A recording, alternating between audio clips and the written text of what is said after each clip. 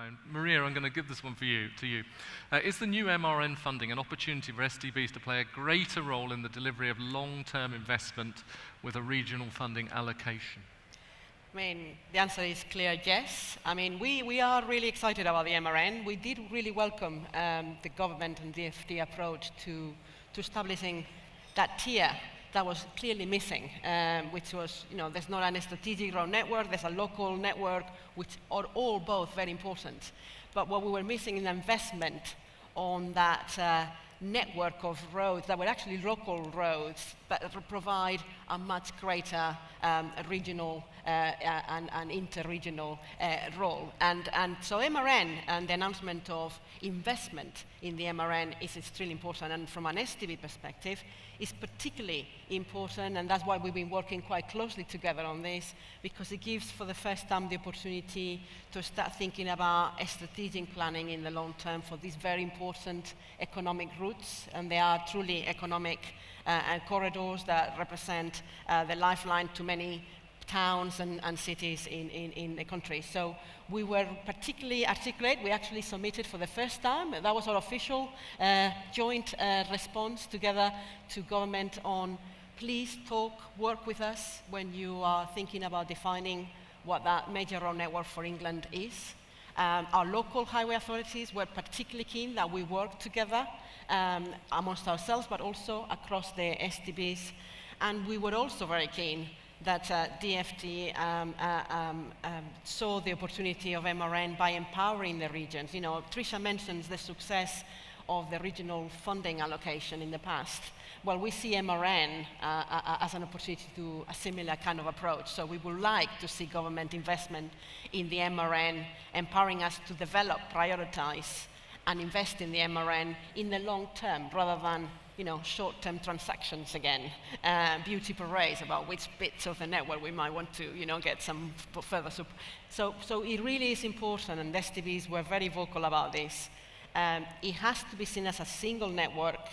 We need to plan for it strategically, and we need the funds, the support, and the empowerment to plan, to gather the evidence, to prepare a serious prioritized program of investment on the MRN, because our local highways authorities, our businesses need that certainty on what's happening when. And we cannot do that, I say, on an annual basis. We need to do it strategically together with government. So very clear and huge opportunities for us to get the MRN as an effective and network for England.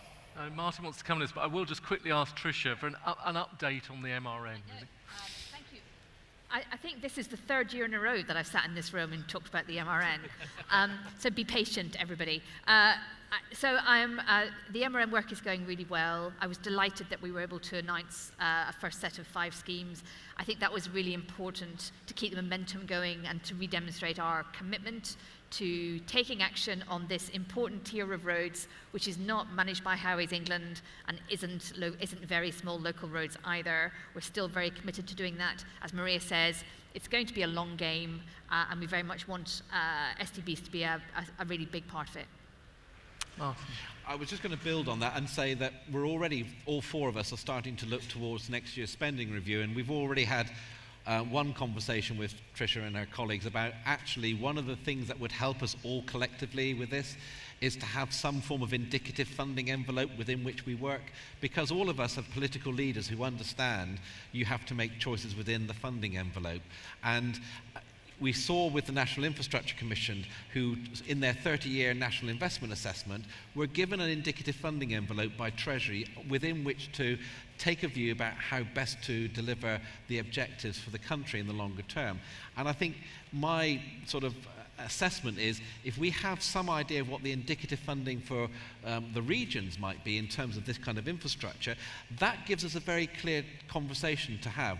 We know that will lead to having to have difficult conversations with political leaders, but guess what? The reason why the political leaders have come together as STBs is they are prepared to have that conversation. And of course, the other factor that needs to be fed into this is one I mentioned earlier. We are very conscious, all of us, that the investment that's going to deliver the economic growth is not only going to come from the public sector. If we think the public sector is the only source of funding, we are not going to realise the opportunities. Far more powerful for us to be able to work with inward investors in future growth, to be able to say, look, here's the envelope of funding we can commit to as public sector. Here's how we want to work with you in a partnership to deliver this growth. Here's how we can help de-risk delivering of that investment. And here's how we want to enter into a partnership for the future with you. You've raised the idea of private money there. I mean, what are you guys, what is your role in that? Are you going to private investors? Are you trying to raise money privately? Is it, where are you in terms of raising money apart from public money? So we're as part of our work, we're having that dialogue, and it cannot be helped. It's something that, because we do engage along a specific MRN networks or corridors, it does, the business and the private sector is really keen to understand how they can contribute and support. Seriously, there's an appetite to work public-private sector together. They are very keen to make sure that and that's why, Martin's point is very important. If you from the outset can tell them, the public sector element of it is there, let's lever, let's bring in the private sector and let's work together on this. Because what they want to do and what they can do for us, which is something that the public sector desperately needs, is accelerate delivery and accelerate economic activity because of that. So it really is so important, and we are already, as I said, we are very mindful that the funding envelope will always be tight. We know that. So let's embrace the challenge and actually say to government, we are willing here to triple the funding envelope by empowering us to have those conversations with private sector. And who best placed to do that STBs together with local authorities and so on. It really is a no-brainer from our perspective. Rupert, how might it work? I mean, do you go to private companies and they potentially would part invest in a road, or would they invest in a housing project near a road? Or that's like $64,000 question, isn't it? How do you draw in private investment? I mean, I think some real challenges. We talked about the way in which we move around is going to be changing. And Barry mentioned the pace at transport planning. More's going to be done in the next 10 years than has been done in the last 70.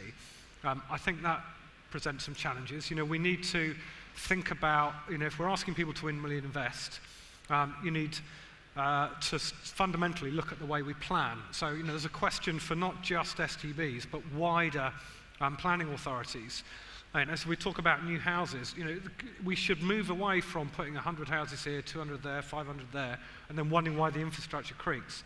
We need to plan in a way that, the transport infrastructure supports larger communities, got the right health infrastructure, educational. You've got to have places for people to work, and then you want people to get out and enjoy themselves in the countryside at the weekend. So the way in which we plan stuff needs to fundamentally change. So I think it's not just a conversation with the private sector about how do you nail a specific piece of infrastructure. It needs to be wider so that we can genuinely understand what opportunities that's out there, because the world is, the way in which our transport strategy is developing, it's not just looking at the 5 to 10 year horizon. We're looking at the 25 to 30 plus horizon, and we need to think about how we put the right levers in now to get the cash in. This is probably an obvious daft question, but is uncertainty over Brexit playing a part in putting people off investing? So I think with Brexit, the risk is, other than our own personal views on it, the risk is that we end up focusing on some of the short-term challenges. And we don't know enough. What we do know is that local authorities are best placed to plan for contingency, on day one, and manage queuing and all the rest of it. But the future presents an opportunity, whichever way it turns out. And we will still be trading. We will still need the ports and airports around the country. And I think for the southeast perspective, that provides a key component. If you need to move cars from the north out and overseas, you might well be doing it through Southampton. You'll be moving goods and services and people through ports at Dover and at Eurotunnel and Gatwick, and 120 million people a year use Heathrow, Gatwick and Southampton. That's not suddenly going to stop. And our job is to make sure that the strategic infrastructure that supports those key hubs is in place, is moving, and has that mind's eye to what the future of transport might look like. There's a good question on here, which I'm going to come to in a second, about how you get the balance between investing in deprived areas and wealthy areas. If we can get that onto the bit that's not disappearing, it would be great. Tricia, the government wants private investment in infrastructure. It's encouraging it, but how far have you gone towards kind of encouraging it at the moment? So it's a really good question. So we have a corporate finance team back in the department, and when you join the department, you have an induction session with them, and the number one thing they try and teach you at your induction session is not to mix up funding and financing. And I always think we get into a bit of there's a danger that we slip into that mistake when we're having this kind of conversation.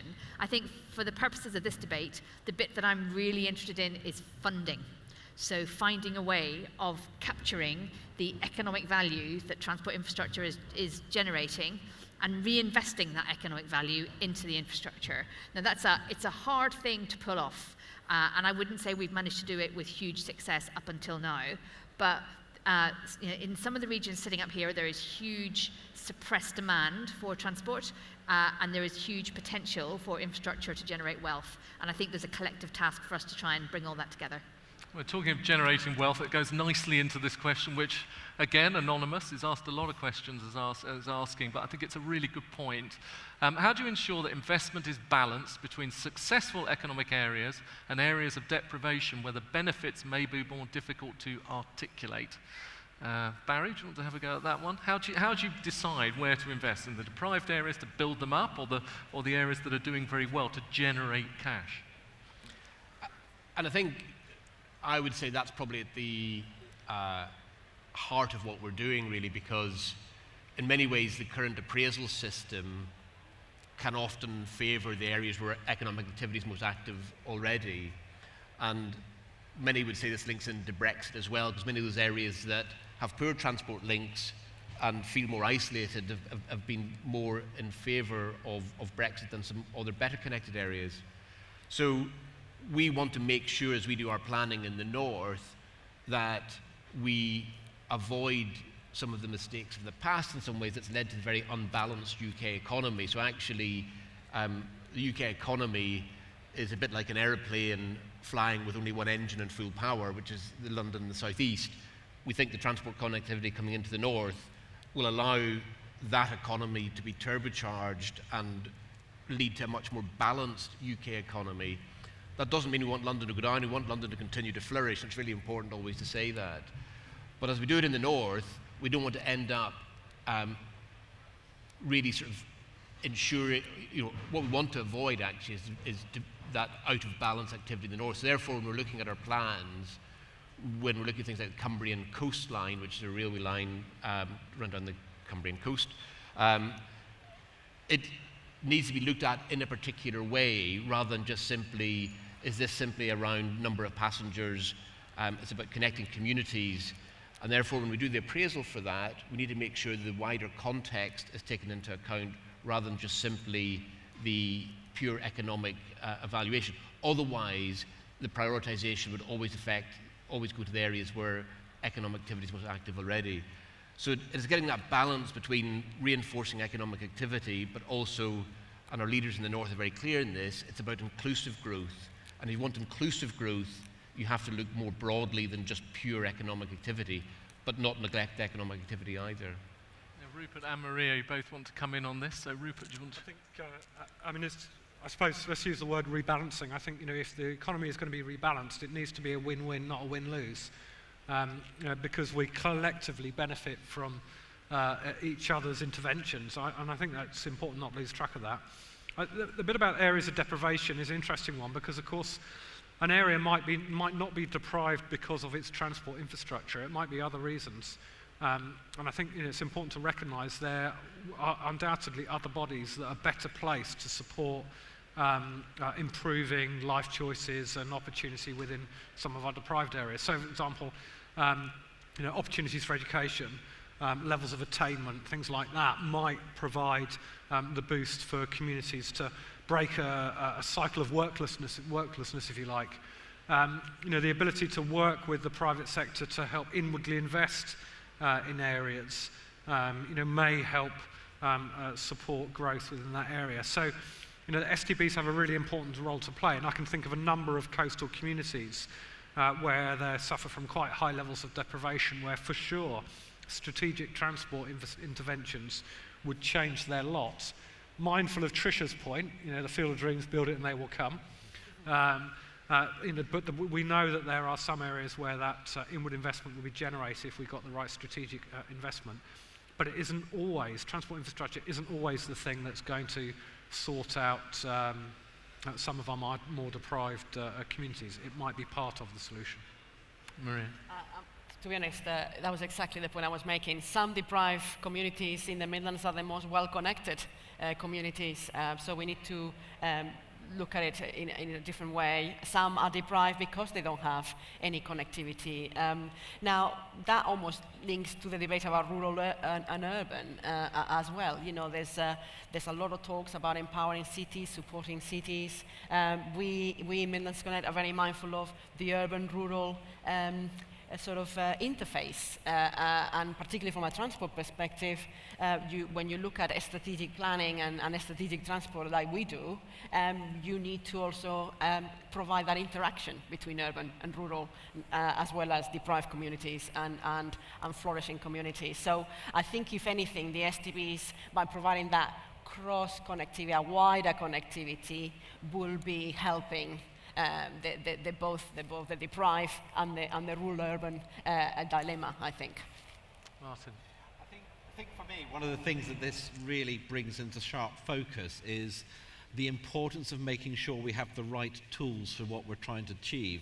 And, the government has recently undertaken an engagement with the professional community about its approach to appraisal. And I think as we move forward, we need to work with the government and its teams to start thinking about what are the right tools that we need to help us in making these decisions. We've got to move away from the peak hour land use transport models of the past and think about more, going back to Barry's point, more agile, more nimble ways of thinking about how do we look at the travel demand and the travel patterns across the whole day. Because it often strikes me when I sit in and listen to some of the technical experts who opine about, well, of course, people are going to behave like this.